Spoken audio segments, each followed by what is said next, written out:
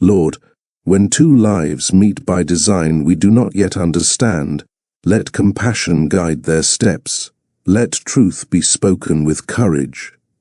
Let love grow not from perfection but from patience.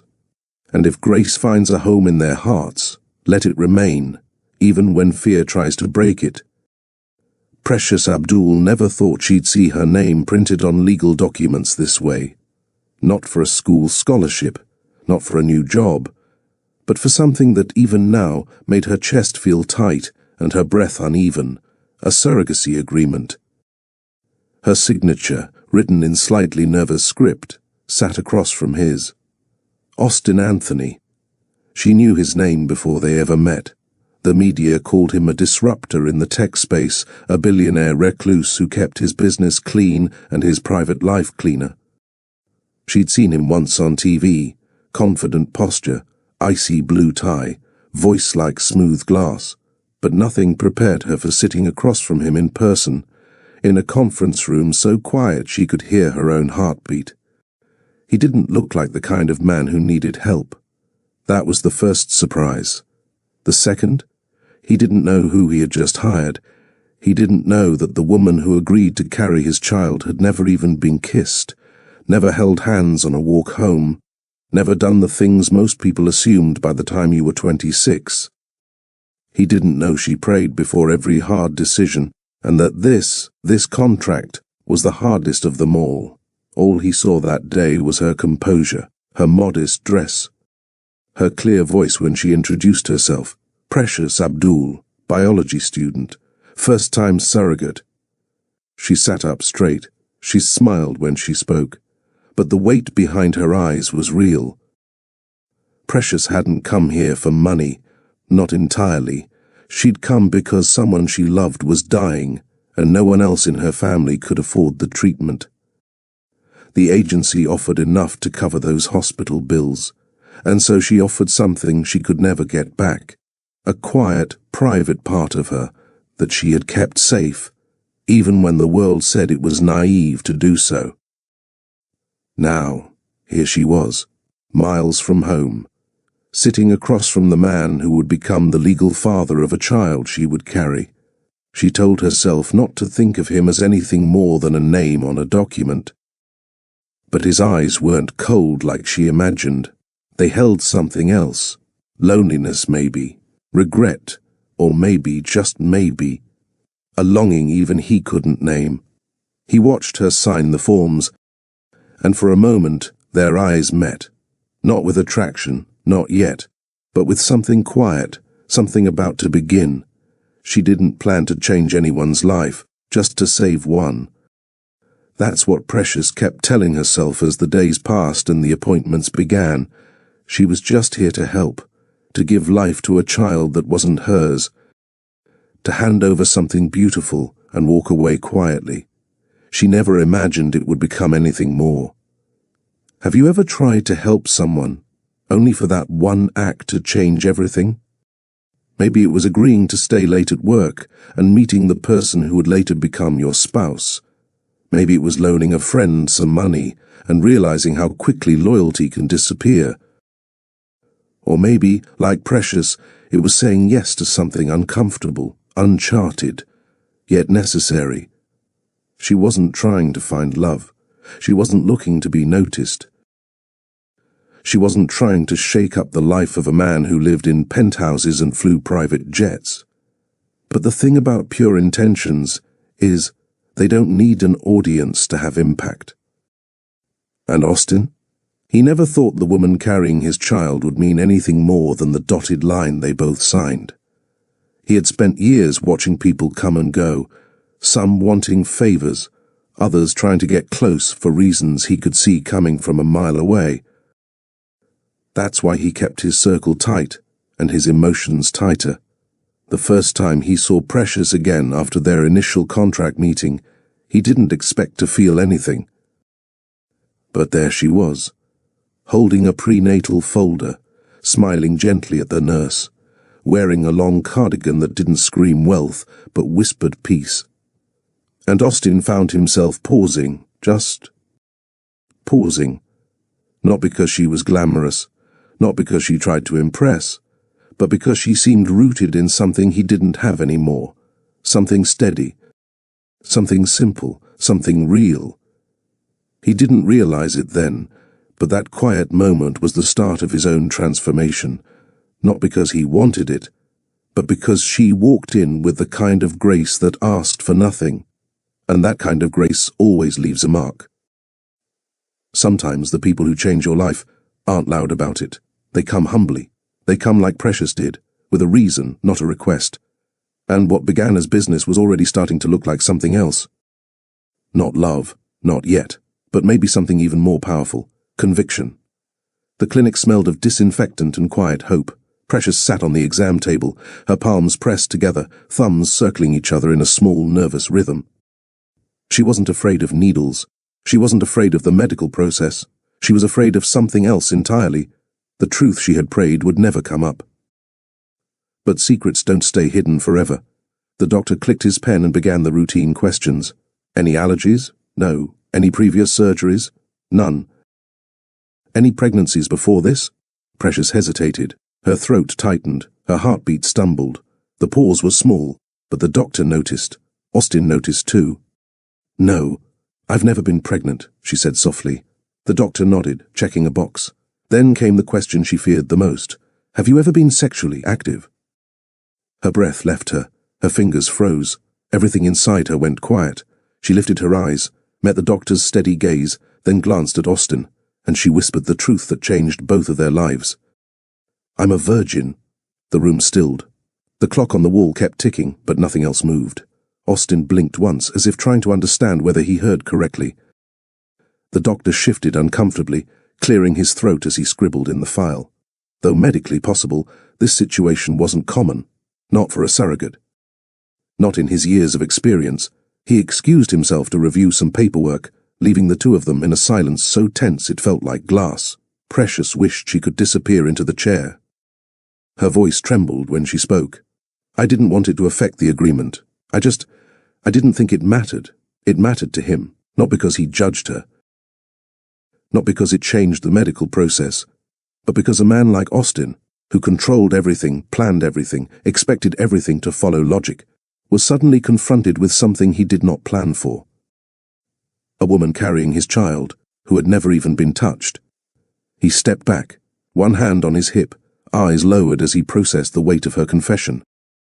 Not anger, not disgust, just confusion, and something else he didn't want to name yet. Why didn't you tell me? His voice was low. I was scared, she said truthfully. Her fear wasn't dramatic. It was the quiet kind. The kind that builds over years of wanting to do the right thing and praying it doesn't break you. She expected him to walk away. She expected the contract to collapse. She expected judgment, but she didn't expect the emotion in his eyes. This moment, this single moment, is where the story truly begins. Because the truth didn't end the agreement. It changed the relationship, and Austin's next move would change both of their lives. Austin wasn't the type of man who faltered. He built his company from a rented room and turned it into one of the most respected tech firms in the country. Investors trusted him. Boards relied on him. Employees admired him. Every decision he made was clean, calculated and backed by certainty. But standing in that exam room, with a woman who looked at him with trembling eyes and unspoken fear, he felt something he hadn't felt in years, uncertainty, not because she was inexperienced, not because this situation was unconventional, but because something within him shifted the moment she told the truth. How do you place a woman like that into a category? How do you wrap a clinical agreement around someone whose honesty carries weight you didn't expect? Austin swallowed hard, steadying himself. Precious sat quietly, hands folded in her lap, waiting for judgment. He didn't give it. Instead, his mind raced with a different question, one he had never asked himself, not even once during this entire surrogacy journey. What if this woman becomes more to me than I planned for? What if caring for her becomes impossible to avoid? It wasn't love. Not yet. A fire neither of them saw coming. Precious kept her gaze lowered, probably expecting him to scold her, cancel the contract, or treat her like a liability. But Austin wasn't angry. He wasn't annoyed. He wasn't even confused anymore. He was intrigued. Because what kind of woman sacrifices her own comfort, steps into an unfamiliar world, risks judgment, and still shows up with humility and courage? What kind of woman carries a child for a man she barely knows, not for gain, but to save someone she loves? He found himself studying her more closely. The careful way she held her hands, the sincerity in her voice, the quiet strength hidden beneath her fear. There was innocence in her story, but even more, there was conviction. Conviction he wasn't used to in the circles he lived in, conviction he didn't even know he longed for, until now, and it made him wonder. What happens when the woman you trusted to carry your child becomes the only person who makes you feel human again?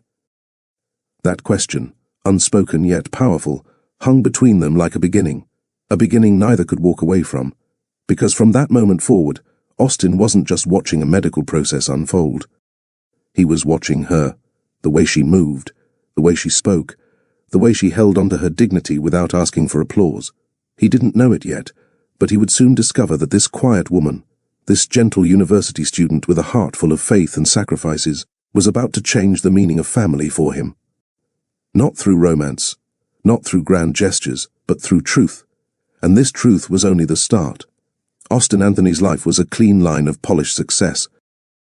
From the outside, he had everything.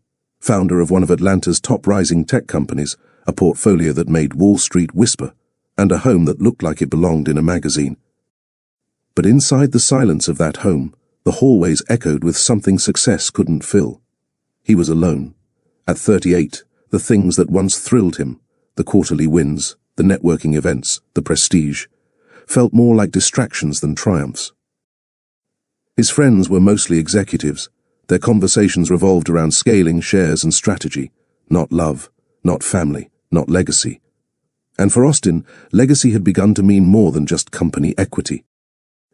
He wanted to be a father, not because he was getting older, not because others were doing it, but because, somewhere deep inside, a photograph from his childhood, the one he kept on his office shelf, kept staring back at him. His 5-year-old self, toothless grin, hand clutched around his dad's index finger. That memory had grown louder in recent years, quietly challenging the emptiness he'd grown used to. But Austin was not the dating type anymore. Relationships in his world were transactional or tangled. He didn't trust easily. He didn't offer his time freely. And he had long accepted that marriage wasn't for him. Still, the idea of raising a child, that felt different. Not a girlfriend, not a wife, but a son or daughter he could love, protect, guide. That hope began to take root, and so he began looking into options, first quietly, then seriously. Surrogacy stood out, clean, clear, controlled.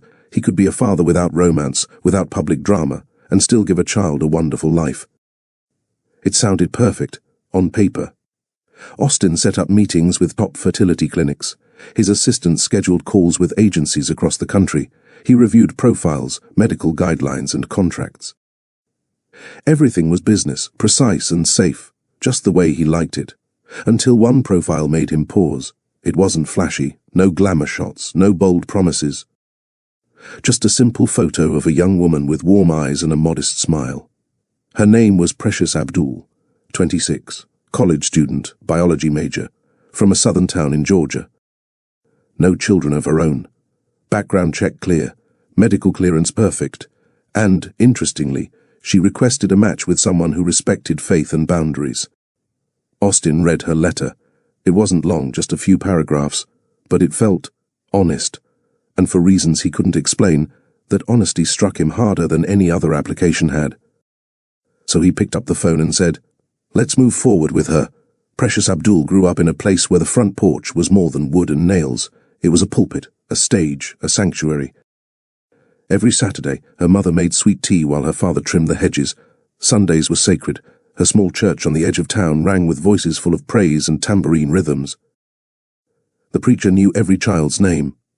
The choir director had braided her hair growing up, and the women in the kitchen didn't just serve food, they passed on life wisdom with every scoop of potato salad. Faith wasn't something she practiced, it was something she lived. Her parents had worked tirelessly, her father an engineer, her mother a nurse. They hadn't had much, but they gave everything to their kids. And what they couldn't afford in luxury, they made up for in love, boundaries, and belief. Precious was the oldest of three, the second mother when her mom worked late shifts, the homework helper, the prayer warrior when someone fell ill. She had always been the reliable one, the calm voice in the storm, and when her uncle, her mother's only brother, was diagnosed with a rare blood disease, she didn't hesitate. She sold her laptop. She took on 2 part-time jobs. She deferred her semester. But the bills kept coming. That's when she saw the ad. It was quiet, tucked in a digital flyer sent to her church email chain from a family services board. Surrogates needed, screening paid, medical handled, legal support provided, life-changing compensation. She read it once, then again. Her stomach turned. The idea of carrying a child that wasn't hers? As a virgin? As a woman who'd promised to wait? She turned off the phone. But that night, her uncle's coughing didn't stop. The next morning, her mother cried over a new hospital estimate. And when Precious knelt in her room to pray, a thought crept in, not as temptation, but as clarity. What if this is my way to give life? Twice. She fasted. She spoke to her pastor. She wrote in her journal until the words made sense. She didn't want to sell her body. She wasn't doing this out of desperation. She was choosing it, willingly, thoughtfully, prayerfully, and when the agency called back with a match, a man named Austin Anthony, she said yes, not because he was rich, not because of what he could do for her, but because her heart told her this was a door, and God had not brought her to it just to tease her. The bills were stacked neatly in the kitchen drawer. Every time someone opened it to get scissors or tape, the anxiety whispered.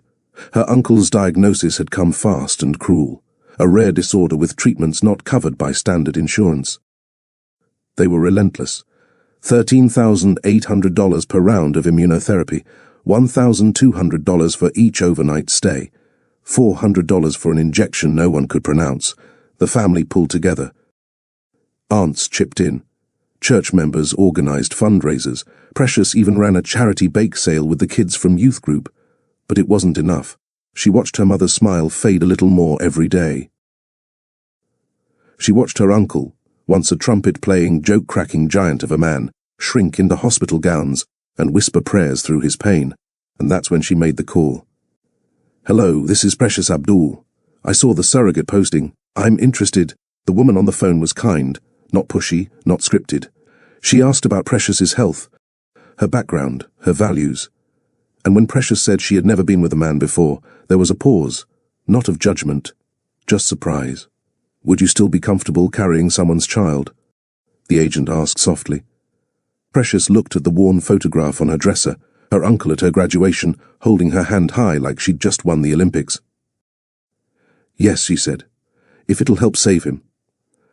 The first email came on a Tuesday afternoon. Subject, match profile, Austin Anthony. Slowly. Her breath hitched slightly when she saw his photo. He looked like a man who didn't smile often. Sharp jawline, serious eyes, a hint of kindness at the corners, but mostly control. His profile was polished, tech CEO, divorced, no children, no known allergies, financially independent, looking for a committed, discreet surrogate arrangement. Egg donor already secured, ready to begin as soon as possible. The agency had paired them based on values. He requested someone respectful of privacy. She requested someone who respected faith and boundaries. Their worlds couldn't have been more different. He lived in high-rises. She walked dirt paths to the church. He ran a company with hundreds of employees. She led Bible study for middle school girls on Wednesdays.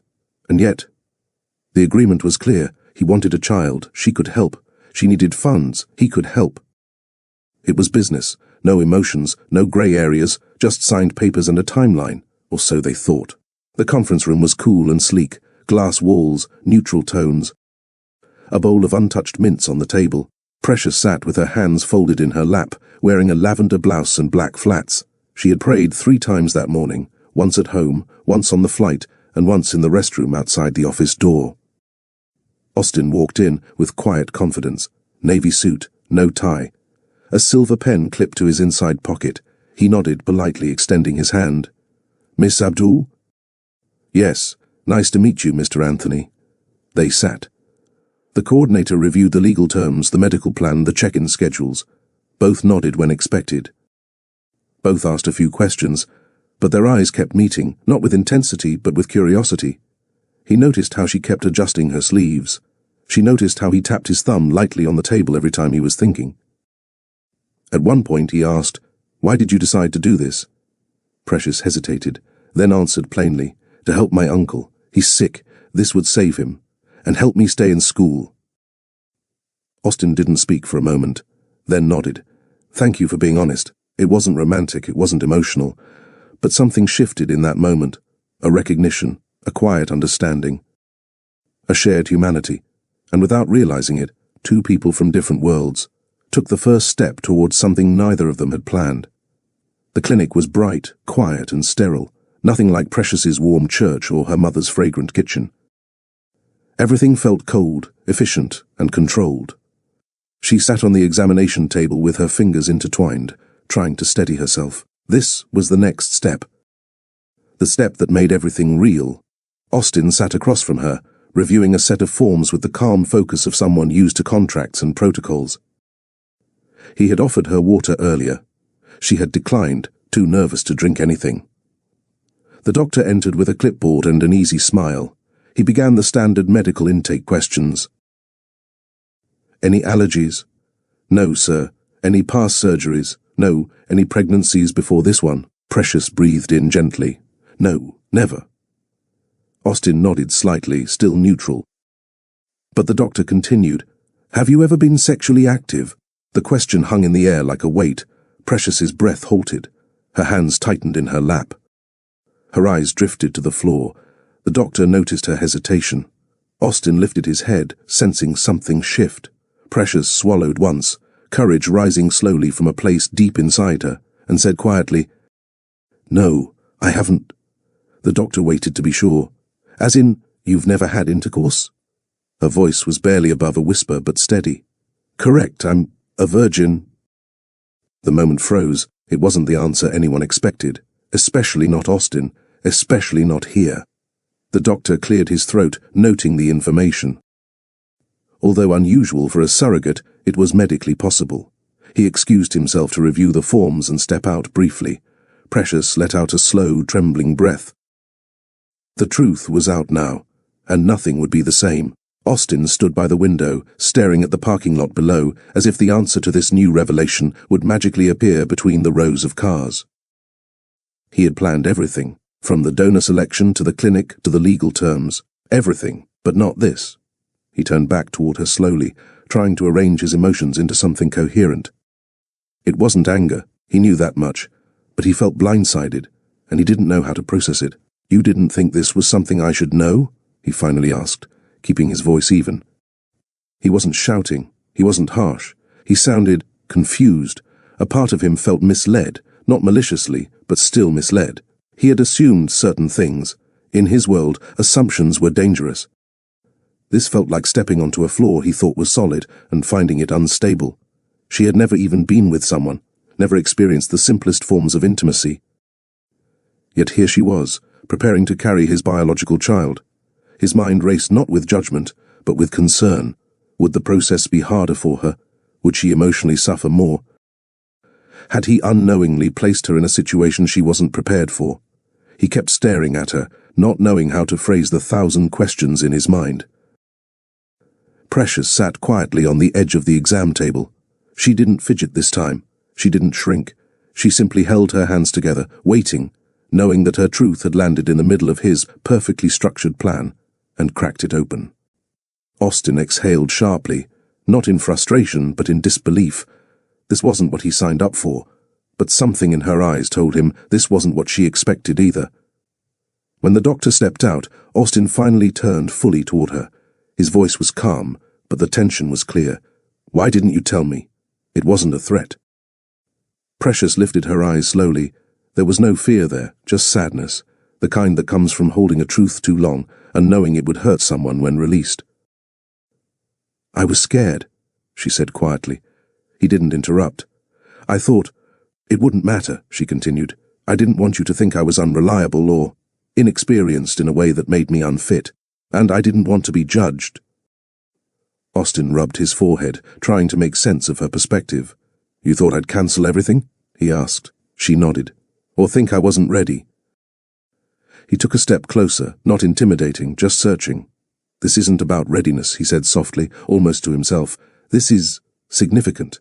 For the medical team, for you, for the process itself. Her eyes softened. I know.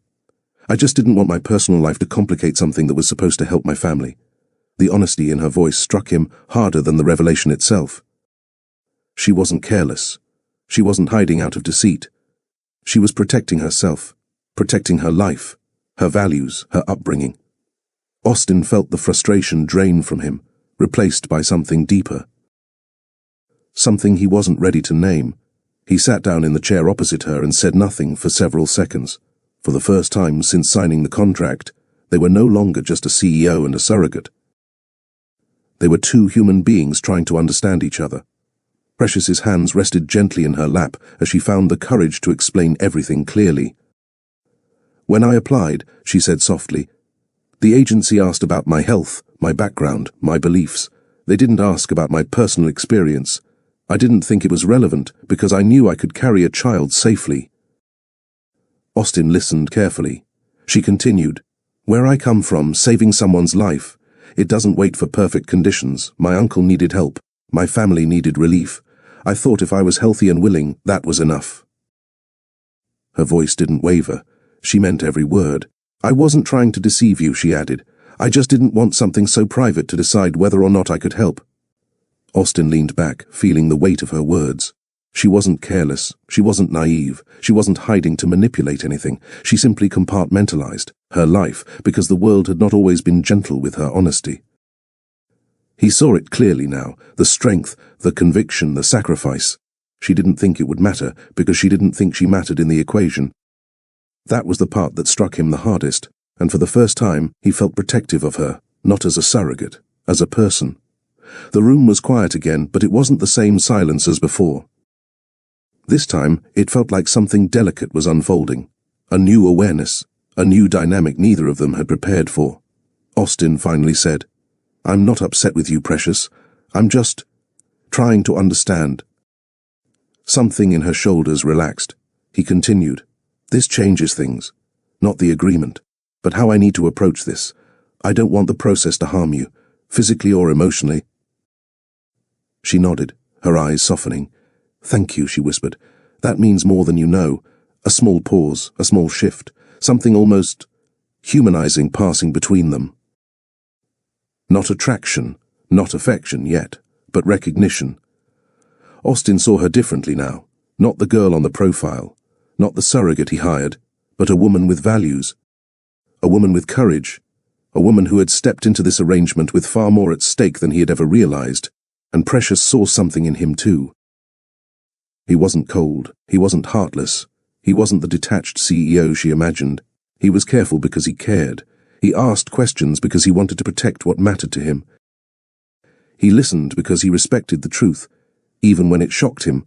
That moment created something that wasn't in the contract, fragile trust, and with it, the first quiet spark of something that would one day grow into love. The day after the revelation in the clinic, Austin barely slept. He replayed Precious's expression, her quiet courage, the honesty that came from somewhere deeply rooted. Something inside him kept pulling at the thought that he had reacted with logic, but not enough compassion. He wasn't satisfied with how they left things. There were questions he needed answered, and more importantly, there were things she deserved to say without feeling judged. So the next morning, he texted her through the agency-approved number. Could we meet for coffee today? Not business, just conversation. Precious stared at the message for several seconds, unsure whether to be nervous or grateful. She responded with a simple, yes, I'd like that. They met at a small cafe tucked between a bookstore and a flower shop, a quiet place, not the type of location where Austin normally held meetings, but something told him that anonymity and simplicity mattered here. Precious arrived first, sitting near the window. She wore a soft blue sweater and minimal makeup, her hair pulled into a neat bun. Austin approached, offering a gentle nod. Thank you for meeting me, he said. Of course, she replied softly. He ordered plain coffee. She ordered tea. There was a moment of silence before Austin leaned forward and said, "I don't want you to feel pressured when you're around me. Yesterday was unexpected, and I realize I didn't respond with enough understanding." She shook her head politely. "You weren't rude. You were surprised. Anyone would be." He appreciated her grace, but he knew this conversation wasn't about letting him off the hook. It was about clarity, about connection, about ensuring that what they were about to go through together wouldn't rest on unspoken fears or hidden discomforts. Austin folded his hands, his voice steady and sincere. "I'd like to understand you better, Precious. Not for the contract, but for the journey ahead.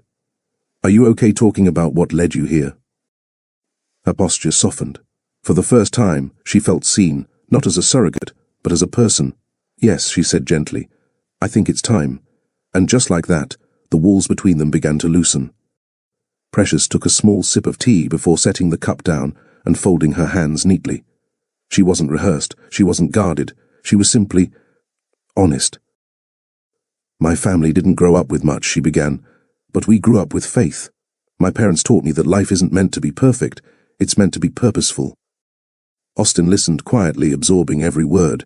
She continued, "My uncle was like a second father to me. He taught me how to read music, how to make difficult choices, how to stay hopeful. When he got sick, I watched my mother fall apart. I watched my cousins cry, and I realized, maybe this was my chance to help." She looked down briefly, then met his eyes again. "I didn't choose this because I wanted money. I chose it because I couldn't stand watching someone I love suffer while I did nothing, and I prayed about it every day. I asked for clarity, for courage, for guidance." Her voice strengthened as she spoke. "I made a promise to myself that if I ever did something this big, it would be with a clear conscience and a steady heart. I'm not perfect. I have fears. But I trust that God doesn't open doors without purpose." Austin felt something shift inside him as she spoke.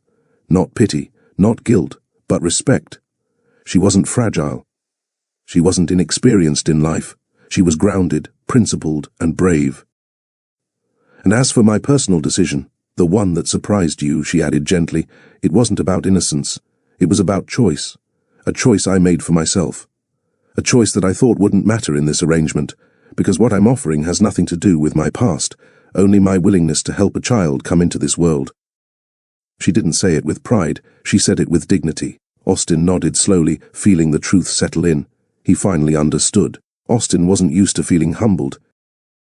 He was the man who solved problems with strategy, the man who controlled outcomes, the man who assumed he had the right to expect certain information, certain comfort, certain familiarity. But Precious's clarity made him sit back and take a quiet breath. "You know," he said thoughtfully, "I've never had to think much about the decisions people make before entering my life. I just assumed certain things about surrogacy, about the process, about what a surrogate might have experienced." He shook his head lightly. "Privilege makes you believe everything will fit your expectations." Precious blinked, surprised by his honesty. "My world is built around control," he continued. "Deadlines, financial projections, plans A, B, and C. When something doesn't follow that pattern, it throws me off." She nodded gently, listening. "But yesterday forced me to see something," he confessed. "I walked into this arrangement thinking I was the one doing something big, that I was the one making sacrifices, that I was the one in need." He paused. "But you've given up far more certainty than I have." The admission felt heavy and cleansing at the same time. It cracked the armor he had worn for years without realizing it. He wasn't ashamed, he was enlightened. Precious smiled softly. "That awareness means more than you know." Austin found himself holding her gaze a little longer than necessary. She wasn't just helping him become a father. She was helping him rediscover something he had lost along the way: humility, perspective, heart. Something about that conversation loosened the tension in Austin's shoulders. He leaned back, not as a CEO, not as a man guarding his emotions, but as someone genuinely open to connection. "Precious," he said quietly, "I appreciate everything you shared. I appreciate your courage. You didn't owe me that explanation, but you offered it anyway." She lowered her eyes modestly. "You deserve to understand." The simplicity of her answer moved him. They talked for another hour, about small things, everyday things.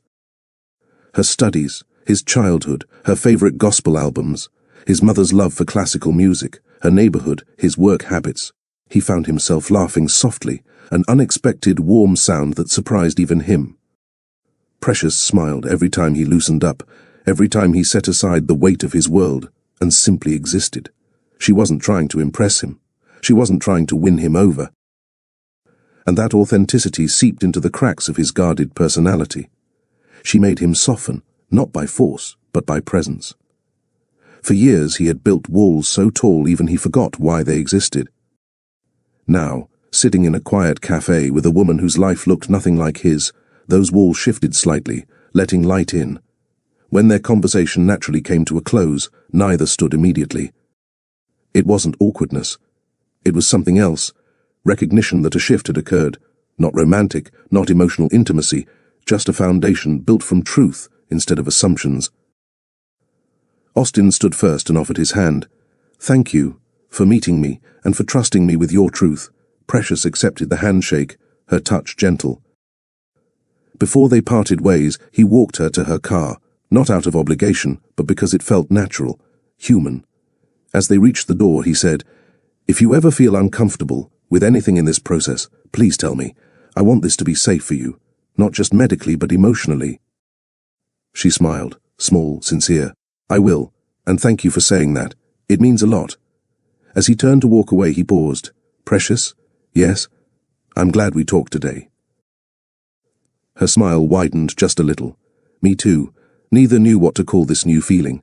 It wasn't closeness yet, but it was connection. The first hints of respect. The first signs that this journey was no longer just contractual. Something had awakened, quiet, steady and undeniable, and it would change everything that followed. After their conversation at the cafe, something shifted between Austin and Precious, softly, quietly, but undeniably. The next scheduled appointment was 3 days later, and instead of sending his assistant or checking in through email like before, Austin arrived early and waited in the reception area. Precious stepped inside, surprised to see him sitting on a chair with his phone lowered, not working for once. "You came," she said gently. "I said I would," he replied, rising to his feet. "You're not doing this alone." The simplicity of that sentence warmed her more than the afternoon sun that streamed through the clinic windows. She wasn't used to people showing up consistently. Her family cared deeply, but they were stretched thin because of her uncle's health. Austin's presence felt steadying. During the appointment, he listened intently. He asked thoughtful questions, not controlling ones but protective ones. Is she getting enough nutrients? Are there risks we should monitor early? Should she avoid long bus rides? Precious noticed how the doctor spoke differently now too, addressing both of them, acknowledging Austin's involvement. This wasn't just a medical arrangement anymore, it was a shared responsibility. When the appointment ended, Austin handed her a small paper bag. "Snacks," he said awkwardly. "Healthy ones. I read that staying nourished helps with energy and stress." She peeked inside. Granola bars, a fruit cup, a bottle of water and an herbal tea bag. Her smile was soft. "Thank you. That's really thoughtful." Austin shrugged slightly. "I want to do this right." They walked out together, neither rushing. Every step felt like another stitch pulling their paths closer. Austin opened the passenger door for her, a gesture she didn't expect. "You don't have to drive me," she said shyly. "I want to make sure you get home safely," he replied. It wasn't duty anymore. It wasn't formality. A week later, Precious invited Austin to drop her off at her neighborhood instead of the clinic. He hesitated at first, not wanting to intrude, but she insisted gently. "It's okay. People here are kind, and they'll want to know who you are, since, well, I'm carrying your child." Austin agreed. The drive away from central Atlanta into the quieter side streets was an entirely new world to him. Gone were the glass buildings and polished sidewalks. Instead, children played basketball on cracked pavement, aunties sat on porches chatting, and barbecue smoke floated through the air from a nearby yard. Precious smiled softly as she watched him take everything in. "You're out of your element, aren't you?" she teased. "A bit," he admitted. "But I'm glad I came." A group of older women from the neighborhood stopped talking when they saw Precious step out of the car. Their eyes shifted to Austin with curiosity and caution, the protective kind unique to close-knit communities. One of them, Miss Lorraine, crossed her arms. "Precious baby, who's this fine gentleman?" Austin's eyebrows lifted slightly at her wording, but he didn't correct her. The neighborhood didn't need the full story. They just needed reassurance. Miss Lorraine's eyes narrowed before softening. "Well, if you're involved, make sure you treat her right. She's one of ours." Austin nodded respectfully. "I intend to."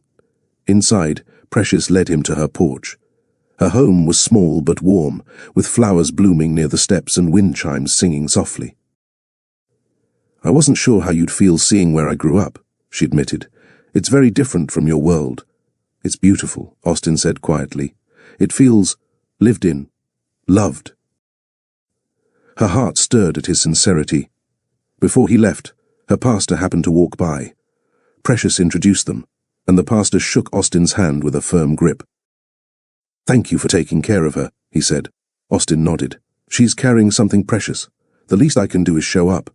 The pastor smiled and responded, "Showing up is the beginning of every blessing." For the first time, Austin felt part of something bigger than himself, something rooted in community, faith, and connection. One Sunday afternoon, Precious texted him, "Our church is having a gospel concert tonight. You're welcome to come if you'd like." Austin stared at the message for several seconds. Church wasn't part of his life. Music wasn't either, at least not the kind that carried emotion in its notes. Still, he found himself typing, "What time?" When he arrived, he felt every eye turn his way. He wasn't used to being the outsider, not in business, not in any environment.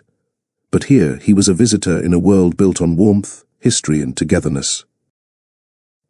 Precious stood near the front, waving him over with a smile that eased his tension instantly. "You came," she whispered. "I said I would," he replied. The choir began singing, their voices layered with passion and harmony. Austin watched Precious sway slightly, eyes closed, completely absorbed in the moment. Her joy was quiet but genuine, a kind of purity he hadn't witnessed in years. A soloist stepped forward, singing lyrics about strength, storms, and faith. Austin felt something in his chest tighten unexpectedly. Precious sensed it, placing a gentle hand near his arm, not quite touching, but close enough to reassure. "You okay?" she whispered. He nodded. "This is powerful." Precious smiled. Music heals in ways words can't. The evening wrapped with applause and laughter. Several women greeted Precious afterward, some patting her belly, others offering blessings. Austin wasn't ignored. He was studied, evaluated, but in a way that held care rather than suspicion. When the pastor approached him again, he said quietly, "You don't have to be from here to be welcome here." Austin nodded. "Thank you." Precious walked beside him as they left the church. "What did you think?" she asked. He took a breath. "I think I've been missing something I didn't know existed." She smiled. "Maybe you found it tonight." As the weeks passed, their conversations became longer. Their moments became easier. Their connection grew in ways neither tried to push. One afternoon, Precious brought homemade cornbread to his office. He blinked at the container. "You baked? For me?" She laughed softly. "It's just cornbread. It's not just anything," he said seriously, taking it with both hands. He heated a piece in the office microwave and took a bite, then froze. "This is unbelievable." She blushed, laughing again. "It's just a recipe from my church cookbook." He shook his head. "No, this is art." Moments like that softened their days. Austin taught her how to spot a good investment. Precious taught him how to pray without overthinking. He began to understand her values: kindness, service, gratitude, patience. She began to understand his: consistency, responsibility, honesty, quiet loyalty. One evening, Austin accompanied her to a small neighborhood cookout. Someone joked, "Precious, did you bring the father of the baby or your new bodyguard?" Austin choked on his soda. Precious laughed until she held her stomach, and for the first time he felt free, free from pressure, free from appearances, free to simply laugh with her. These small moments stitched their hearts closer without either of them forcing it. There was no kiss, no confession, no dramatic spark, just closeness. Closeness that appeared in small gestures, the way he placed his hand on her back when guiding her through a doorway, the way she touched his forearm lightly when thanking him for carrying her bags. Their eyes lingered longer now. Their conversations drifted into softer spaces. He checked on her every night without making it seem like an obligation. One rainy evening, he found her outside the clinic struggling to open her umbrella. Without thinking, he stepped closer, shielding her with his own. "You're soaking wet," he said softly. "So are you," she countered. He smiled gently. "Let me drive you." In the car, the storm drummed against the roof. Precious leaned her head against the window, tired but peaceful. "Thank you for tonight," she murmured. "For what? For being here, for showing up, for caring. You matter," he said quietly. She turned, eyes soft. "So do you." Neither reached for the other. Neither spoke further, but the air between them changed, gentle, warm, careful. It wasn't romance yet. It wasn't passion yet. But it was the beginning of something that would one day hold both, something fragile, something real, something neither of them intended, but neither wanted to stop. Austin had always kept his personal life locked tight, far from careless eyes. But lately, people at the company began noticing the shift in his routine. He left for appointments.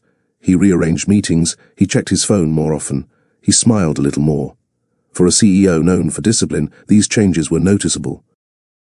It started with whispers in the break room. "Why is he leaving so much?" "No, it's something medical. I heard he's having a baby." Employees speculated in hushed tones, exchanging glances when Austin walked by. Some respected him too much to pry. Others, however, thrilled at the chance to stir confusion. When he took Precious to her 6-month appointment, an employee snapped a photo from a distance. By afternoon, the picture circulated internally with an exaggerated caption. "Our CEO brings a mystery woman to a prenatal appointment. It wasn't meant to be cruel." But careless seeds often grow into damaging rumors. By the end of the week, the gossip reached the executive floor. Some staff saw Precious's modest clothing and humble presence and made their own judgments. Others questioned his professionalism. Why bring her here? Is he mixing business with? He should know better. This could affect the company's public image. Austin didn't know the extent of the rumors yet, but the storm had already begun forming around him, one that would soon reach Precious. Ashley, his assistant of 5 years, knocked on his office door. "Come in," Austin said, sorting through documents. She stepped inside slowly, arms folded, eyes serious. "We need to talk." He looked up. "About what?" She hesitated before walking closer. "About the woman you've been meeting, and about what people are starting to say." Austin's jaw tightened. Ashley lowered her voice. "There are rumors, Austin. People are talking. And some of the board members are concerned." He leaned back, a sigh leaving his chest.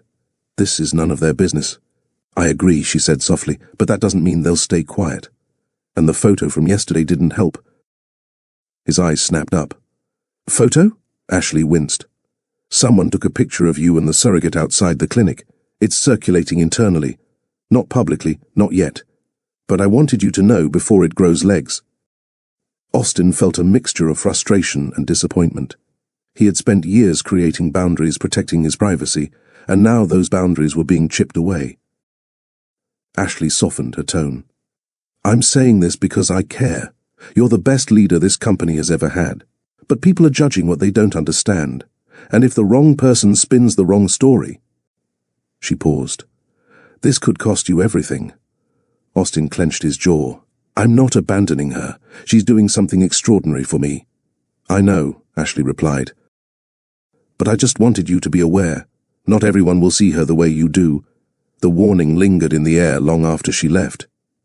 Austin stared at his hands, feeling something unfamiliar. But for how this might affect Precious. The moment came unexpectedly. Precious arrived early at Austin's office for a scheduled ultrasound review. She was greeted warmly by the receptionist and told to wait in the side lounge until Austin finished a meeting. The walls were thin. She didn't intend to overhear anything. She didn't even lean in. But she couldn't help hearing 2 executives talking outside the door. "Have you seen that girl he keeps bringing around? It's odd, isn't it? Why her? Maybe it's some kind of charity situation. Or maybe she's just a project he took on. He gets bored, you know." Precious froze. Project.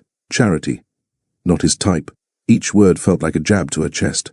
She swallowed hard, stood up, and walked away before hearing another sentence. Austin found her in the hallway moments later, standing rigidly, hands clasped tightly over her stomach. "Precious, are you okay?" he asked gently. She turned to him slowly, eyes full of hurt he didn't yet understand. "I need to ask you something," she said softly. "Of course." She held his gaze, voice trembling. "Am I just your project?" The question hit him like a punch. "What?" "No, why would you think that?" he asked, stepping closer. "Because I just heard two men in your office say it," she said. "They said I'm not your type. They said I'm charity.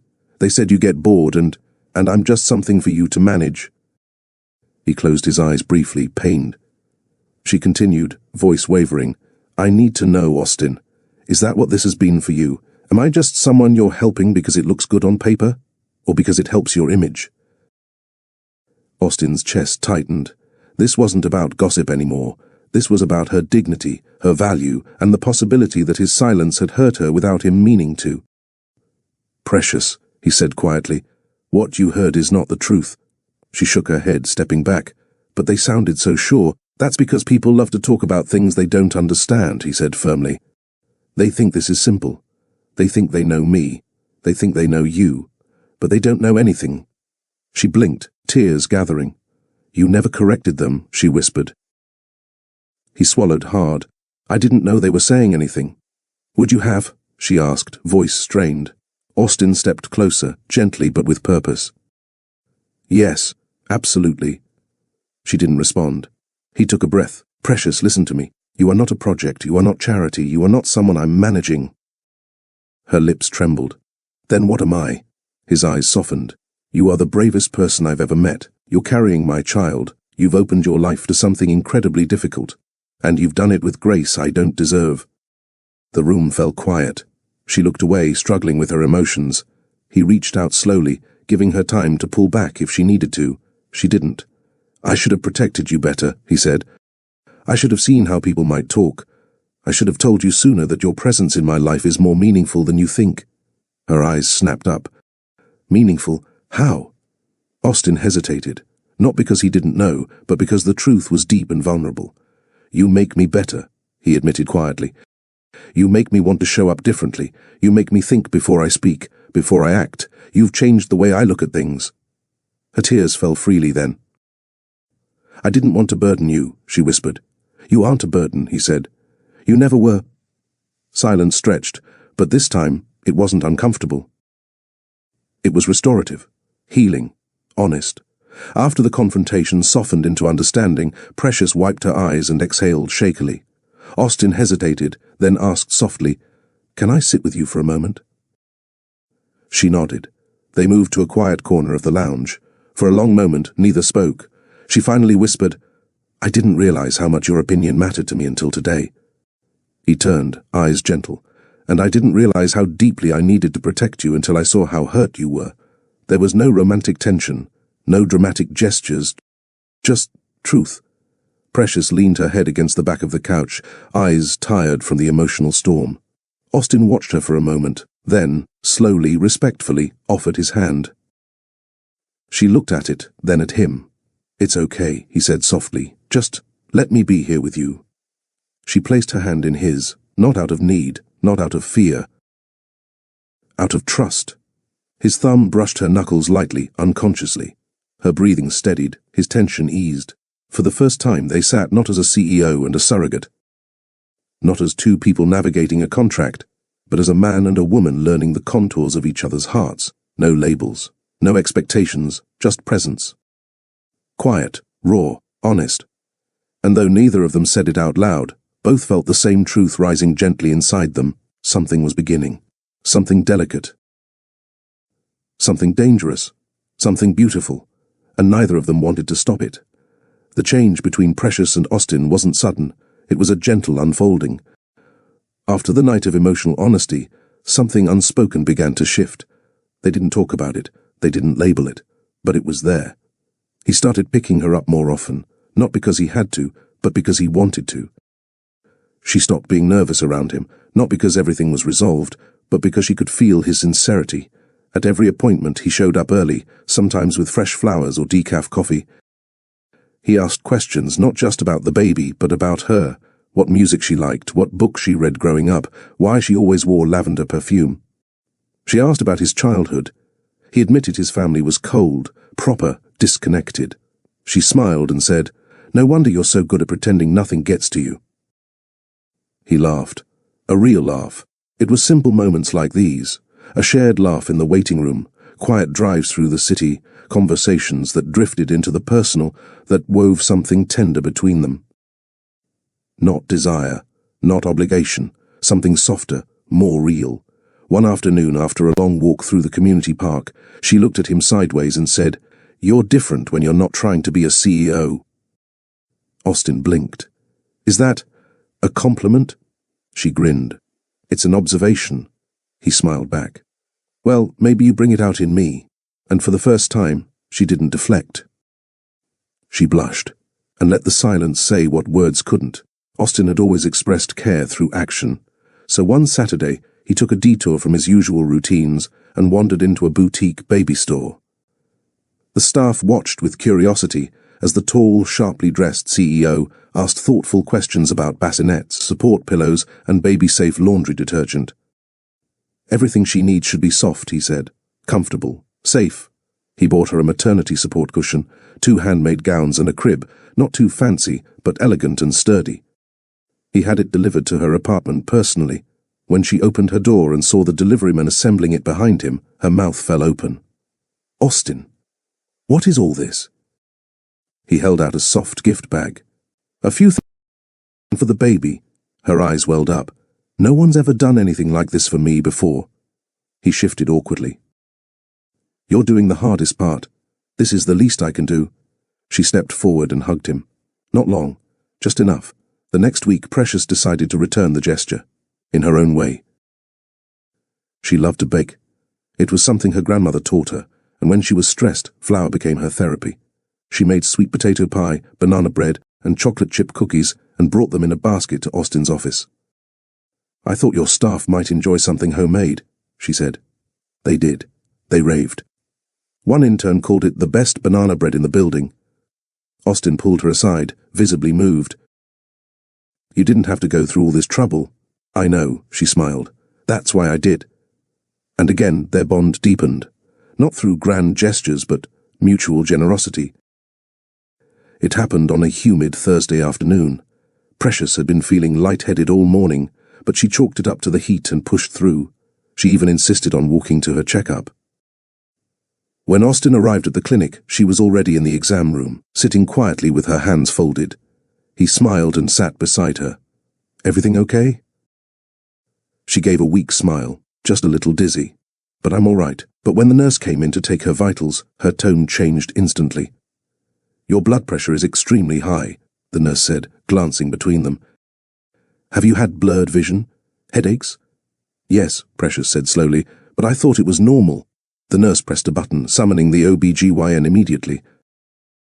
Within minutes, the room became tense. The doctor came in, reviewed her numbers and shook her head. "We need to monitor this closely. It could be preeclampsia. You're going to the hospital, now."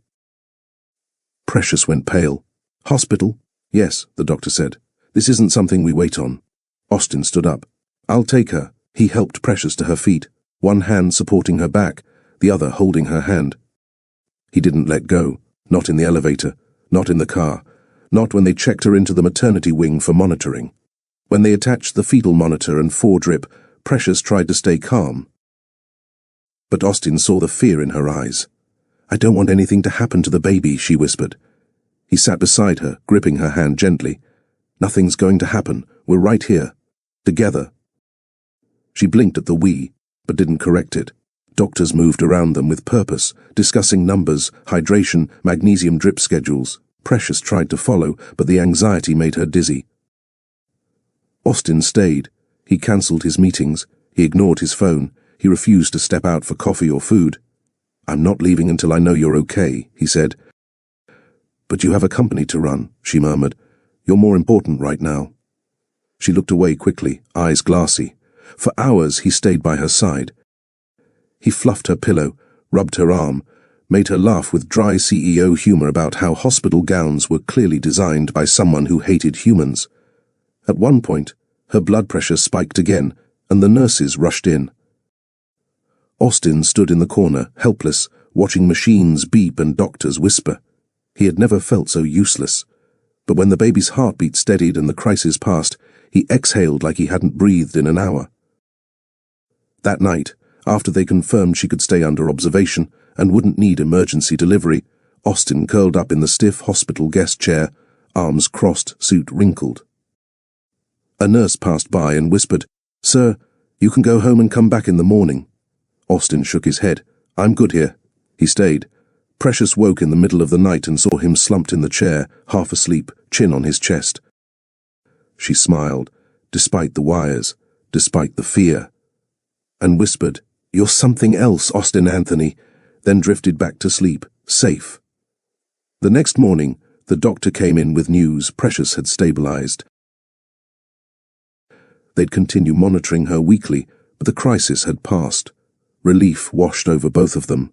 After discharge, Austin drove her home, but when they reached her building, she hesitated. He looked over. "You okay?" She nodded slowly, just, "The last 24 hours reminded me that I'm not alone." He nodded. "You never were."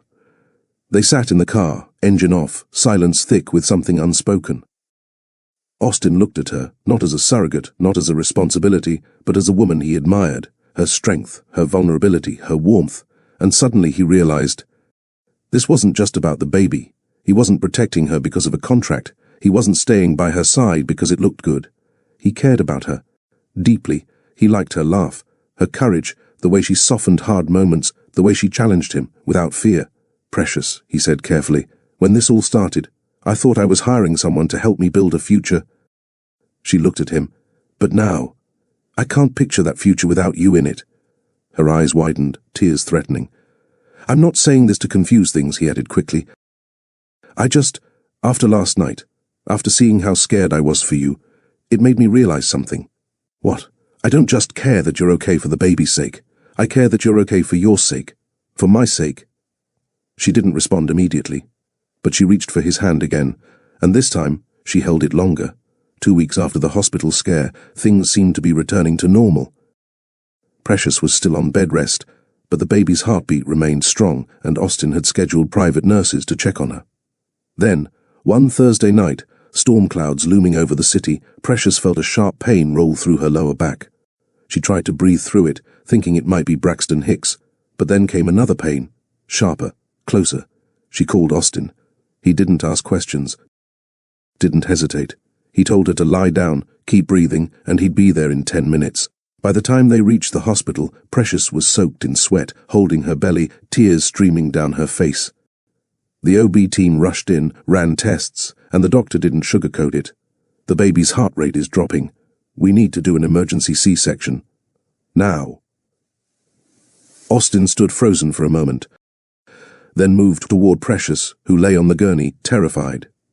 "I'm right here," he whispered, brushing a damp curl from her forehead. Her voice trembled. "Is Cello going to be okay?" "Yes," he said with more certainty than he felt. "And so are you." They wheeled her into surgery. Austin changed into sterile scrubs, his hands shaking, heart racing. In the waiting room outside the OR, time stalled. 10 minutes, 20, 30, swore under his breath. Then a nurse stepped out with a mask over her face and said, "She's stable, we're ready for you." Austin rushed in, and his life changed in the next heartbeat. The lights were bright. The sterile smell in the operating room was overwhelming. Machines beeped, nurses moved quickly, and Austin had never felt more out of control. But there she was, Precious, lying on the table, eyes fluttering from the meds, face pale but calm once she saw him. "I told you I'd stay by your side," he whispered, taking her hand. She squeezed weakly. "You kept your word." When the procedure began, the doctor explained each step, but Austin barely heard them. His focus was entirely on her. She cried out softly. He wiped her tears. Her breath shortened. He told her she was doing great. She gripped his hand like it was the only thing tethering her to earth. "You're not alone," he repeated like a prayer. "I've got you." And then the cry, sharp, loud, alive. Austin's head whipped toward the doctor's arms. "It's a girl!" The OB announced, lifting a tiny pink bundle. "Cello." Austin's knees nearly buckled. He turned to Precious, his voice cracking. "She's here." She's okay. The nurse wrapped Cello in a blanket, placed a cap on her small head and asked, "Dad, would you like to cut the cord?" Austin blinked. "I'm not." But Precious, eyes glassy, whispered, "Yes, he is." He took the scissors with trembling fingers and cut the cord, the weight of the moment crashing down. He held his daughter. And in that moment, any walls left between him and Precious, any doubts, any formalities, melted into nothing. This was no longer a business arrangement. This was family. Cello weighed just under 7 pounds, her cries strong, her heartbeat steady. Her skin was a soft brown, with a dusting of dark curls already forming. "She's perfect," Austin whispered, cradling her in his arms. Precious watched from the bed, tears sliding down her cheeks. "Is she okay?" Austin nodded, stepping closer so she could see. "She's more than okay. She's beautiful." A nurse helped adjust Precious's position, and Austin brought Cello over, lowering her carefully into her mother's arms. The moment their eyes met, Cello stopped crying. Precious blinked in awe. "Hi, baby," she whispered. "Hi, Cello." The name rolled off her tongue like a hymn. "She knows your voice," Austin said softly. "And she knows yours too," Precious replied, not looking up. "She's been hearing it all along." The nurse gave them a moment of privacy. It was about 3 people, held together by something deeper than intention. Austin pulled a chair close, sat beside her, and stared at his daughter like she held the stars. He had power, companies, but this was the most important thing he'd ever been part of. Cello wiggled and yawned in Precious's arms, and Austin chuckled. "She's got your expression," he said. "All serious already." Precious smiled, eyes still damp. "She's got your nose." They both laughed, then grew quiet again, watching the tiny miracle nestled between them. Loved, safe, home. Later that night, the nurses transferred Precious to her recovery room. Cello was placed in her bassinet beside the bed, sleeping peacefully. Precious looked over. "You okay?" He didn't answer immediately. She sat up slightly, wincing. "Austin!" He turned slowly, and she saw it. His eyes were red. Wet. Austin Anthony, billionaire, untouchable. The man who'd handled boardroom wars without blinking, was crying. She froze. He cleared his throat, but his voice cracked.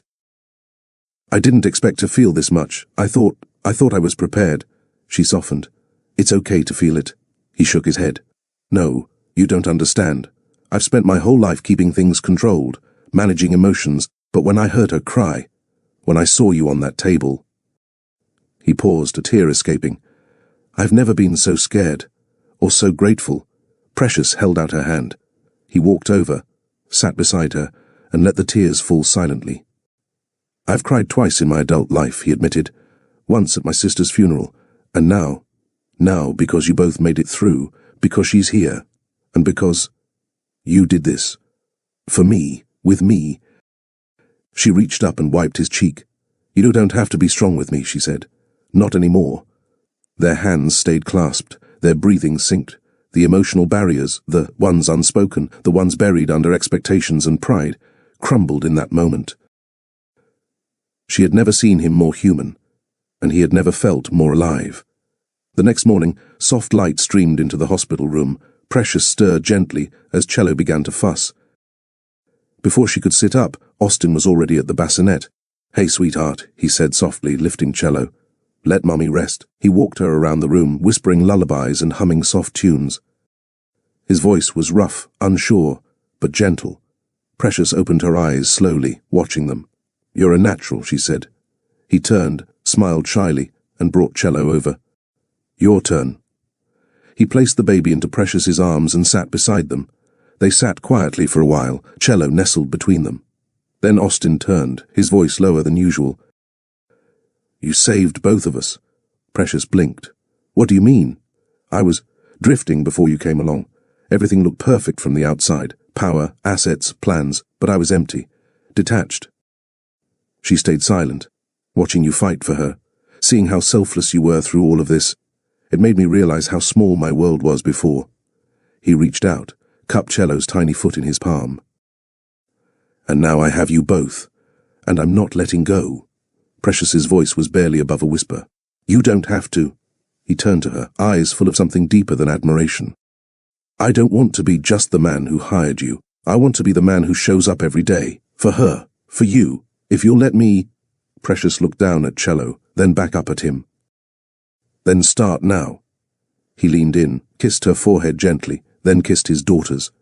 A new promise had been born, not just to raise Cello, but to love fully. 3 days after Cello's birth, the discharge papers were ready. Nurses buzzed in and out of the recovery room, updating charts, folding spare blankets, and giving advice Precious had already written down twice. Austin was by the window, on a business call, voice calm, clipped, professional. It all felt like a dream winding down. Precious glanced at her suitcase in the corner, packed and zipped. The original plan was simple. She'd carry the child, deliver, then leave with a quiet thank you and maybe a financial cushion. But plans didn't survive real life. Especially not this one. Austin ended the call and walked over. "You ready?" Precious nodded slowly. "Yeah. I'll get dressed and head to the apartment I found. It's close to campus."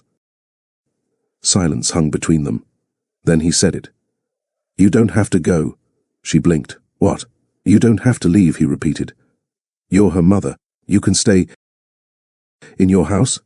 "No, not like that. I mean, stay near. Be close. I'll put you in one of the guest houses. Full privacy, your own space. No strings." She folded her arms. "Austin, this wasn't supposed to be—" "I know," he cut in, voice low, "but it is now. Things changed. We changed. And I don't want her growing up without you around, or you thinking you have to vanish just because the contract is over." He walked over and picked up Cello. "She needs you, Precious. And I think I do too." Precious looked away, heart pounding. Stay? This wasn't how she imagined motherhood. But maybe that was okay. Maybe real stories were messier. And worth it. Precious moved into the guest house on Austin's estate, a cozy 2-bedroom cottage tucked behind the main property, shaded by tall sycamore trees. It wasn't extravagant, but it was safe, peaceful, hers. She made it feel like home quickly, framed pictures of Cello, soft blankets, books stacked near her bed. The nursery Austin helped her set up had pastel wallpaper and a white rocking chair that squeaked a little. Cello split time between them. Sometimes Austin would stop by just to hold her for 20 minutes, whispering lullabies while Precious made tea in the kitchen. They developed an unspoken rhythm. Precious handled mornings. Austin took evenings when he got back from the office. They never overlapped for too long, but when they did, it was easy. Comfortable. He didn't overstep. She didn't withdraw. Sometimes they'd have dinner together, nothing romantic, just grilled salmon, roasted veggies, and conversations about Cello's sleeping habits or what pediatrician to choose. One night, while folding baby clothes, Austin asked, "Do you think she'll ever feel confused? About what? Us? How this all began?" Austin looked thoughtful. "Then I'll make sure she sees that. Always. Their co-parenting wasn't perfect, but it was intentional. Mature. They hadn't defined what they were. But their bond was deeper now, knit by responsibility, respect, and something else neither dared name. Not yet. 3 weeks after Cello's birth, Precious returned to her nursing classes, part-time at first. Her professors were supportive, even offering flexible deadlines when they saw how dedicated she remained. Austin arranged for a private car to pick her up and drop her off every day. Precious resisted at first. "I can Uber," but eventually gave in when he said, "Just let me do one thing that helps." During the day, while Precious studied or attended lectures, a trusted nanny helped care for Cello at the guest house. Austin still dropped by during lunch breaks, sometimes with diapers, other times just for 10 minutes of baby giggles before returning to the office. He was changing, and everyone saw it. His board members whispered about it, how the stone-faced CEO was softer now, more patient, less consumed by profit margins, and more mindful about work-life balance. "I became a dad," he'd simply say. But being a father didn't stop the business world from demanding his time. Austin still pulled late nights at the office, but came home earlier when he could. He took Zoom calls in the guest house kitchen so he could bottle-feed Cello while discussing quarterly reports. One Friday afternoon, Precious came back from a clinical rotation and found him asleep on the guest house couch. Cello on his chest, a bottle half-finished in his hand. She didn't wake him. She just stood there and watched, heart swelling. This man, the one who used to be all contracts and control, was learning to love freely. and it made her wonder, was she learning that too? 6 weeks after Cello's birth, Austin knocked on the guest house door with a sleek white box in his hand. Precious opened it. Inside was a satin emerald gown, elegant, modest, and unmistakably hers. "What's this?" she asked, eyebrows raised. "There's a charity gala next weekend," Austin said, adjusting his cufflinks. "I'm one of the keynote speakers. I want you to come with me." She frowned. "To an event full of billionaires and CEOs? I'm a nursing student with spit up on her jeans." "You're also Cello's mother. You've earned your place beside me, not just behind closed doors, but in front of the world." The words hit deep. She stared at him, unsure. "Will people assume we're—" "Let them," he said quietly. "I don't care anymore." The gala was held at a museum downtown, glass ceilings, chandeliers, and people who spoke in dollar signs. Precious walked in on Austin's arm, the room pausing as heads turned. She didn't hide behind him. She held her head high. All night he introduced her confidently. "This is Precious. She's a brilliant woman and mother to my daughter." There was no awkwardness, no dodging, and at dinner, during his speech, he thanked her publicly for reminding me that success means nothing if you have no one to share it with. Her throat tightened, her heart opened. When the night ended and they returned home, he helped her out of the car, his hand lingering a second longer than needed. "I meant every word," he said. She didn't speak. She just nodded. But her silence spoke volumes. It happened 3 nights after the gala. Cello had a mild fever, nothing serious, but enough to keep them both hovering over her crib, whispering lullabies and trading forehead kisses with worry.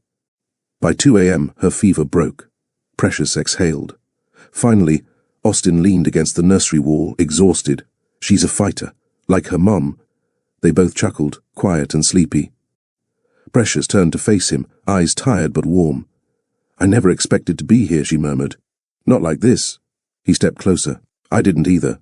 But now that I am, I can't imagine being anywhere else." She looked at him for a long moment, not with obligation, not with confusion, with clarity. He reached out gently, brushing a strand of hair from her cheek. "May the 1st, he whispered. She nodded, barely, and then he kissed her, soft, intentional, honest. It wasn't a kiss of obligation or payment. It wasn't bound in paperwork or gratitude. It was real. When they pulled back, she smiled faintly. "You're sure? I've never been more sure of anything in my life." They didn't rush into more, didn't label it. But from that night on, something had shifted. They were no longer co-parents navigating new waters. They were 2 people choosing to move forward, together. Love had entered the room, quietly, but undeniably. The Monday after the gala, Austin stepped into the executive conference room with a confidence he hadn't felt in months. Cello was healthy. Precious was smiling again. The house finally felt like a home. He thought the day would start clean. It didn't. When he opened the door, the entire board of directors was already seated, silent, serious, papers stacked neatly in front of them. His CFO, Leonard, cleared his throat. "Austin, we need to address something critical." Austin took his seat slowly. "What's going on?" A woman from the legal department slid a folder across the table. "Your recent, personal choices have raised concerns." Austin's jaw tightened. "If this is about the gala," Austin's fingers curled. "Explain." Another board member leaned forward. "Your reputation has always been built on discipline, mystery, consistency. Investors trust you because you project control. And now," someone else added, "you're involved with a woman who still lives on your property, a woman who has no ties to corporate culture, a woman gossipers, painters, unpredictable." Austin's eyes narrowed. "She is the mother of my child." "Yes," Leonard replied firmly, "and because of that, the risk is higher. What if she does an interview? What if someone leaks photos? What if the media spins this into a scandal?" "Scandal," Austin repeated, voice low. "You know how the world works," another director said. "A single narrative can undo a decade of progress." Then the line that pushed him over the edge. "She is a liability." Austin stood so abruptly that the chair legs scraped the floor. "Don't ever call her that again." A stunned silence filled the room. "We're telling you this because we care about the company," Leonard insisted. "If your involvement with her continues publicly, we could lose investors." Austin glared at them. "The company will survive. Will it? another director asked. Reputations are fragile. You built an empire on yours. One emotional decision could cost everything. Austin felt anger rising like heat up his neck. She isn't an emotional decision, he said. She's family. No one responded, and for the first time Austin saw it clearly. The board didn't care about his happiness, only their comfort, only their control. They had crossed a line. And it wasn't going to end quietly. Precious was folding tiny clothes in the guest house when her phone buzzed. It was Ashley, Austin's assistant. Can we talk? The message read. Precious agreed, assuming it was about scheduling. But when Ashley arrived, her smile was strained. Precious, I need to tell you something, and I'm saying this because I care about both of you. Precious sat down slowly. What's wrong? Ashley exhaled. The board is furious. They think you're a distraction, a threat to the company. Precious froze. Her chest tightened. I know it's unfair, Ashley added quickly. You've done nothing wrong, but they don't see what Austin sees. They only see headlines and risk. Precious stared at cello in her bassinet. Are they trying to make him choose? Ashley nodded quietly. Precious whispered, his company means everything to him. It used to, Ashley said, but now, I'm not so sure. Precious swallowed, heart aching. Ashley, I never wanted to cause problems. I know, or mess up his career. I know, Ashley repeated softly, but the pressure is building. They're going to force his hand. Precious's throat tightened. She already knew what that meant. I think, she said slowly, voice breaking, that maybe he'd be better off if I stepped back. Ashley reached for her hand. He won't agree to that, but it would protect him, Precious whispered. Protect cello too. Ashley didn't have an answer. Precious looked at her daughter, tears forming. She didn't want to leave. She didn't want to imagine life without Austin. But she also knew how powerful corporate pressure could be. Love wasn't supposed to ruin someone's life. Love wasn't supposed to cost someone everything. Maybe stepping away was the only way to save him. The thought broke her. At home that night, Austin held cello while pacing the living room, trying to calm both her fussiness and his own furious thoughts. Precious entered quietly, watching him sway with the baby. Hey, he said softly, handing cello over. Hey, she replied, but her voice was fragile. Austin sat beside her on the couch. I need to tell you something. So do I. You first, he insisted. She looked down. You're bored. I heard what they said. His jaw clenched. Then you know they're being outrageous. I also know they could destroy everything you built. I don't care. Austin, she whispered. Be serious. I am serious. She shook her head. Your company is part of you. Your dad spent his whole life building the foundation you stand on, and now you're risking it. For me. I'm not risking it. For us, he corrected. That's the same thing, she said quietly. No, he argued. It's not. I can rebuild a company. I can replace board members. I can fire half the people in that room without blinking. But I can't replace you. Precious felt her heart falter. Austin, don't tell me to let you go, he said sharply. Don't even think about it. Her eyes filled. But what if I'm hurting your legacy? He stared at her with disbelief. You're the best thing that ever happened to me, he said. The only real thing. Silence stretched between them. But in the silence, fear still sat heavy on her chest. And doubt sat heavy on his, because they both knew. Love wasn't simple when the world wanted to tear it apart. The tension reached a breaking point at a high-profile investor luncheon downtown. Austin was the keynote speaker. Precious was not scheduled to attend, but she came anyway, quietly in a simple dress, wanting to support him from the back of the room. When he walked onto the stage, applause filled the hall. Cameras flashed. Investors leaned forward eagerly. He started strong. Austin stiffened. Leonard pulled back and gestured toward the room's entrance. Precious had been spotted. A cluster of investors whispered, glancing at her, some frowning, others smirking. Leonard whispered sharply, You said she wouldn't come. She is overshadowing the event. Handle it. Austin stared him down. I won't ask her to leave, Leonard hissed. Then you leave. Austin froze. The whole room was watching. The tension cracked wide open. An investor stood abruptly. Your personal life is affecting your leadership. This isn't the Austin we invested in. Another chimed in. Your priorities are off. We're not funding instability.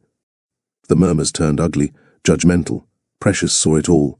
Saw him struggling to defend her. saw him get cornered by the very men he'd built a company with. And she knew this was because of her. She didn't wait for more damage. She quietly slipped out the back, tears blurring her vision, heart breaking in her chest. Austin finished the speech with fire in his eyes, then rushed outside to find her, but she was gone. By the time Austin returned home, Precious had already made up her mind. Her suitcase was open on the bed, baby clothes folded, her Bible tucked into the side pocket, a letter resting on the nightstand. She wiped her tears as she zipped the last section. Cello cooed softly in her crib. Precious bent over her and whispered, "I'm not leaving you. I'm just giving your father space, so he can keep what he's worked for." But her voice broke through the words. When Austin arrived, he ran into the guest house without knocking. "Precious, what are you doing?" She froze but didn't turn around. "Don't," he said, breathless. "Don't leave." Tears rolled down her cheeks. "Austin, they're going to fire you, ruin you. Because of me, let them try," he said. "I'll burn that room down before I lose you." "You don't mean that," she whispered. "You deserve the world," she whispered. "A clean reputation, a stable company, not drama because of me." "You are not drama," he said firmly. "You are the reason I wake up with purpose, the reason I come home smiling. You are the mother of my child, the woman I—" He stopped himself. She blinked. "The woman you— What?" She didn't move, neither did he. He took her hands. "I can rebuild a company. I can replace board members. But I cannot replace you.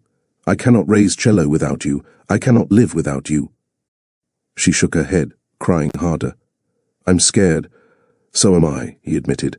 "But I'd rather face that fear with you than spend the rest of my life wondering what happiness could have been." Her breath caught. Slowly, painfully. She let go of the suitcase handle. Austin exhaled shakily, stepped forward and pulled her into his arms. She sobbed into his chest. He held her like she was the anchor keeping him grounded. In that moment, he knew. His choice had already been made. Reputation could be rebuilt. Companies could be restructured. But love, real love, didn't come twice. He wasn't losing her. Not now. Not ever. Sunday morning. The church on the south side of town was already packed, and the choir just finished their final chorus. Precious sat quietly near the front, dressed modestly in a pale peach dress, holding Cello close to her chest. Her heart was weary, still healing from the chaos of the past weeks. She didn't know he was coming, but he did. Austin stood outside the sanctuary for 5 full minutes before gathering the courage to open the door. He wasn't a churchgoer. He didn't grow up in faith. But something bigger than nerves pushed him forward. He stepped inside, heads turned immediately. The white man in a navy blue tailored suit didn't blend in. He didn't try to. Eyes widened as he walked down the center aisle. Precious gasped softly and stood up, clutching Cello, her heart pounding. Murmurs filled the air. Pastor Rowland looked up from the pulpit, surprised. Austin reached the front, turned around, and faced the entire congregation. And then he spoke. "My name is Austin Anthony. Most of you don't know me. Some of you know of me. But there's one person here who knows me better than I've ever known myself." He looked at Precious. "And I came here today because I owe her, and all of you, the truth." The sanctuary went still. "I failed her," he said. "When I should have protected her, I let people talk. When I should have shielded her, I hesitated. And when I should have stood proudly beside her, I let fear control me." He took a deep breath, voice trembling, but no more. People leaned in. Precious covered her mouth, eyes wide and glassy. "She's not just the mother of my daughter. She's not just the woman who brought light into my home. She's the woman I admire, the woman I respect, the woman I choose every day." He turned to Pastor Rowland. "I don't know your traditions. I don't know your rules. But I came here to say this in front of her people, because silence almost cost me the only thing that ever made me feel like a man worth becoming." The pastor nodded slowly, motioning for him to continue. Austin turned back to the crowd. "I was wrong, but I'm here to make it right." Then his voice cracked. "And I love her." The room exhaled all at once. Precious's knees buckled, and her friend Myra helped her sit. The air buzzed with emotion, whispers turning to smiles, disbelief giving way to awe. Austin had spoken, not behind closed doors, But in the house she found her strength, and now she was finally being seen. After a stunned silence, Pastor Rowland stepped down from the pulpit and stood beside Austin. "Son," he said gently, "this isn't just bold. It's honorable." Austin nodded, swallowing hard. "Would you like to speak with her privately, or continue here?" the pastor asked. Austin looked out at the congregation, then back at Precious. "I want her to hear it with everyone who's ever loved her. Everyone who ever saw her cry and never judged her for it." The pastor stepped back. The microphone was handed to Austin. Austin's voice softened. "Precious, when I met you, I thought I was hiring a stranger. What I didn't know is God was sending me a mirror." He walked toward her slowly.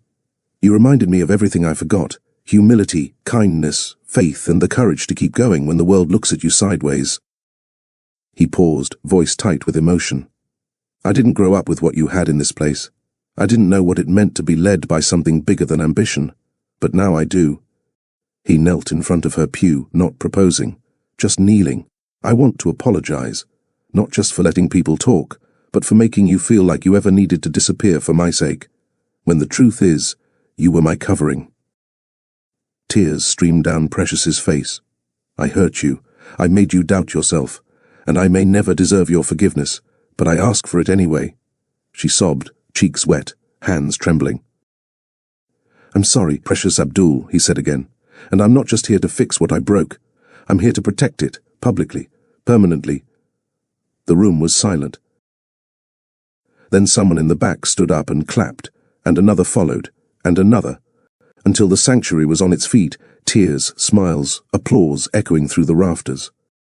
Austin stayed kneeling, and Precious whispered through her tears, "I forgive you." After the service, the pastor invited both of them to the front altar. The choir hummed softly in the background.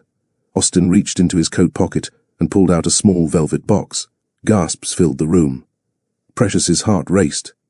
But when he opened it, it wasn't a traditional diamond ring. It was a simple gold band, engraved with the words, "My vow before God and your people." "This isn't an engagement ring," Austin said, eyes never leaving hers. "Because we're not rushing to a wedding." She blinked, surprised. "This is something deeper," he continued. "This is a vow ring." He held it out gently. "I vow to honor you, to protect you, to raise our daughter with you, and to never let business or fear silence what's real ever again." He looked around the church.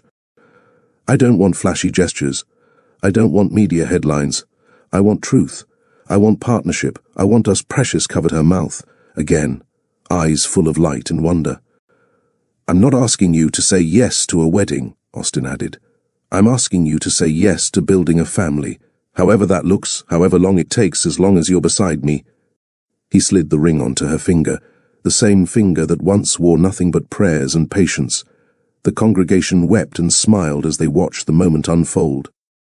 It wasn't flashy, it wasn't perfect, but it was sacred. No cameras, no press, just faith and love, and a man finally walking in both.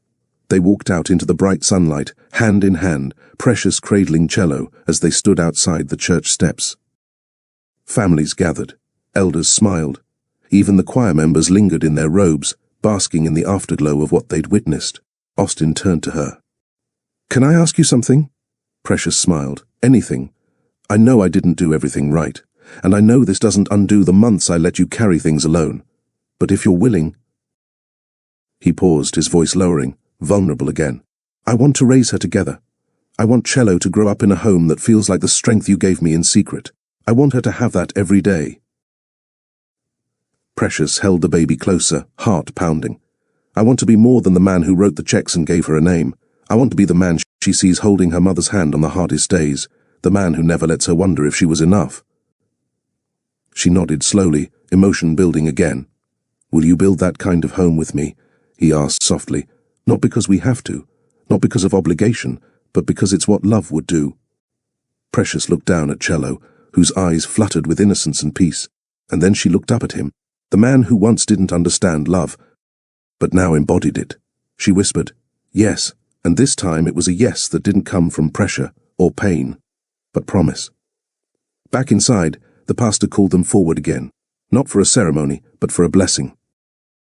He anointed their heads, prayed over Cello, and spoke life into the union they were forming. "This isn't a marriage yet," the pastor said, smiling, "but it's a ministry." The congregation clapped. Some cried. Precious's mother, who had travelled hours to be there, stood with tears rolling down her cheeks, whispering praise to God. Myra hugged Precious tightly. "You never settled. And now look what the Lord did." The choir broke into song, a melody of renewal, joy, and restoration. Austin stood behind Precious as she lifted cello into the air, beaming. The little girl gurgled, reaching out as if heaven itself had touched her spirit.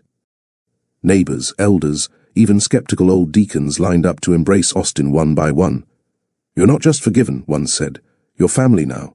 Another added, "A man who can confess in public is a man worth respecting in private."